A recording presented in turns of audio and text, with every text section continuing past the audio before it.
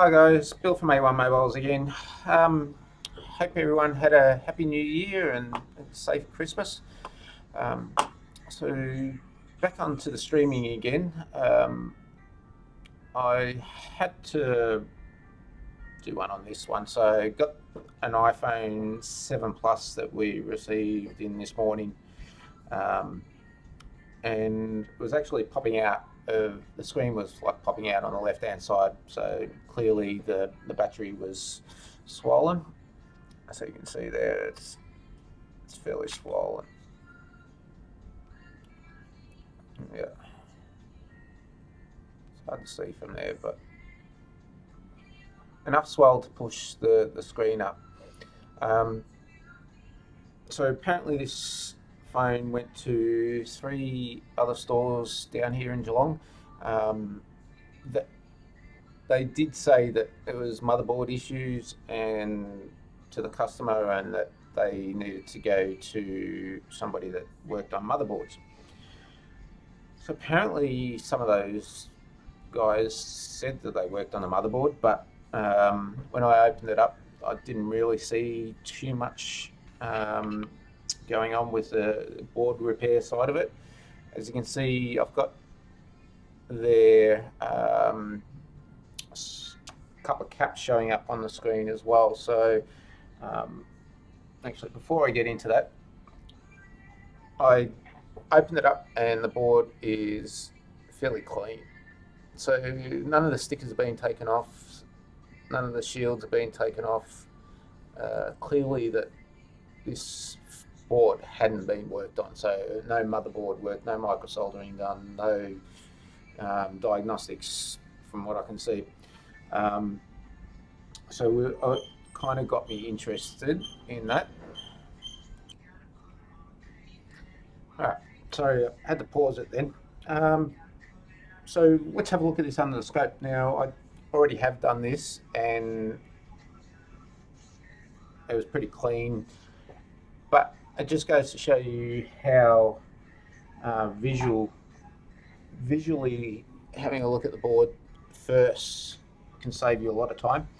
Um, I did go through this board uh, and had a look around the main areas like Wi-Fi, uh, to see if there was any liquid that had got around there, around the VCC cap set.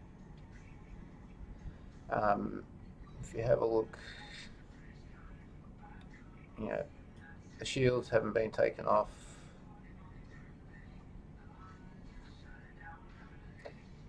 That's just my fingerprints over the board. um, Again, we've got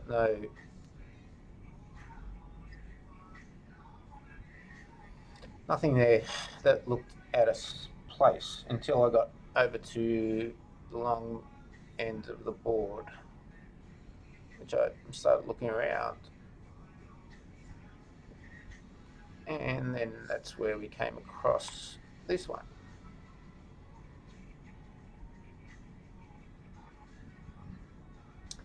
And I don't know if you guys can pick that straight away before I pick it for you.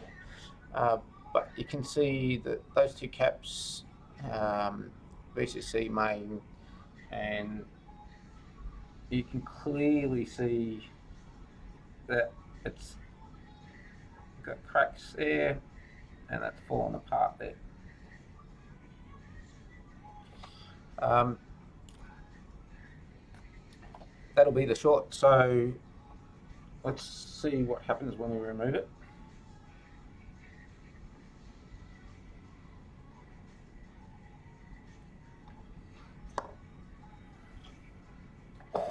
Again, I've had no heat on this board. I've had no freeze spray go onto this board.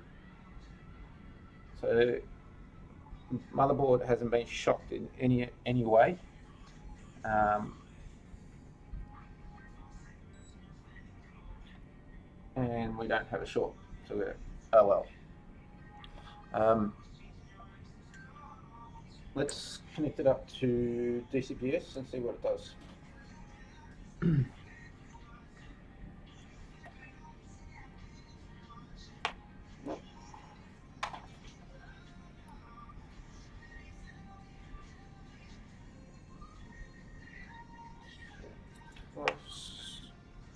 find the right cable, right?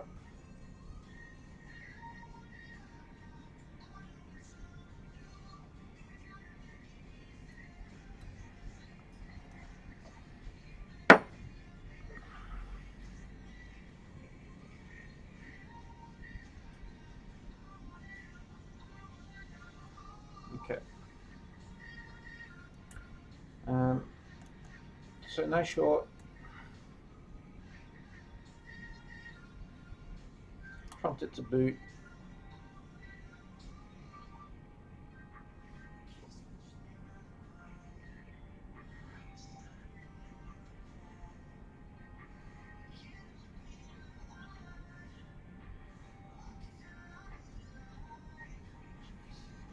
And it's booting. So the purpose of this video was basically just to explain that you don't always need to use heat, you don't need to use tweezers. It's not about micro soldering, it's about diagnostics. It's about looking at the board, understanding where it's come from, what it's done, why was the battery exploded like this, expanded like this, who it went to. 3 other stores. I've been told that it went out to 3 other stores. Why did it go to 3 other stores? What did they do? You need to get background on what your phone's, where the phone's been, what's happened to it, what customer has said, tells you. You need to understand that if the customer tells you that they want data, which is what this customer wants, and they were very skeptical because I'm the 4th person that they brought it to, and whether they wanted to leave it with me. And that's because they've been to 3 other places, and these other places charged them to look at the phone and tell them that they can't do the work because they don't know how to do motherboard repairs, or they can't find the fault on this motherboard. So we charge a $25 service fee on quote rejection and an assessment. So I said to him that we were going to charge $25 for assessment, and then we'd work up to a certain amount for before we re-quote him if we have to do further work. So customer was wanting to leave it with me, but wanting to get the data, but wasn't sure whether he wanted to spend any more money on this phone because he's been other places. So again, what I'm trying to say is that observe your board, find out information, get your background, and then work on your board and see what is the fault. Connect it up to your amp meter, connect it up to your DCPS if you need to. Use your multimeter, diode read it, go into resistance, check your resistance. It's all going to give you something. The more diagnostics that you do on the board before you go ahead and start going, it's not charging, we'll just change the charge USB or charge IC, which is TriStar to most people, and TriStar is not charge IC, so it's a USB communication IC. So data saved, customer happy. I'm going to give you more of these videos.